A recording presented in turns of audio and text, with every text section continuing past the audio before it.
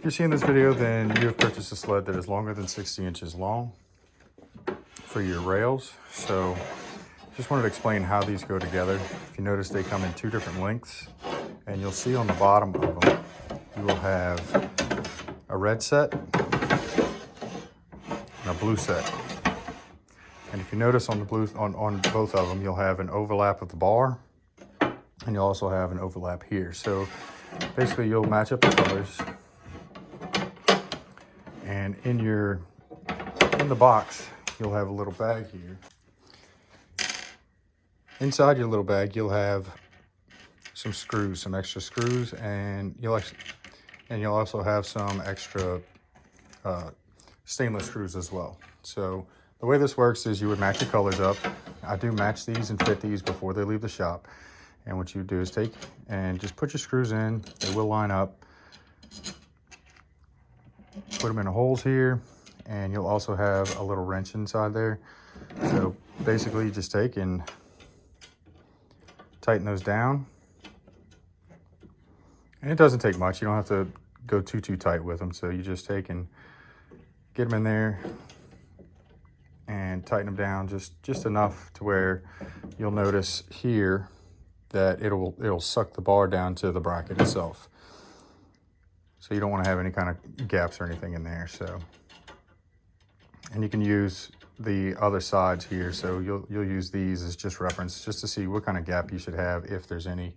If you notice, there shouldn't be any gap here. So just tighten those down real quick. And what that does is that gives you your full length of rail that you're going to end up having. So basically just match your colors, put your screws in where they belong on the overhang sides, and from there, the extra screws that are in this bag, you'll have, those will be for attaching your sled down to your surface here. So it may not be red and blue, but you'll definitely have two separate colors.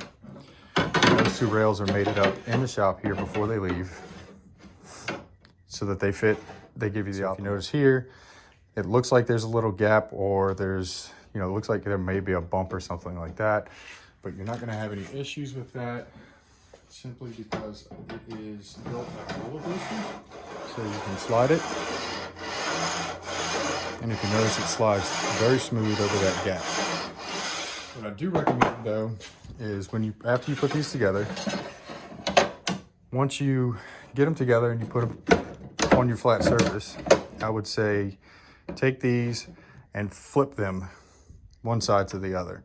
This helps out in when you do go over them. If you do feel some sort of a little bump, like like you would on a roller coaster, they'll be opposite of each other, and none of this will transfer to your piece. So there you have it. I do appreciate you purchasing one of the Clean Cut Woodworking router sleds. If you have any questions, please feel free to get in touch with me personally. My phone number and email address is both on the website. And I really hope you enjoy your purchase. Thank you again.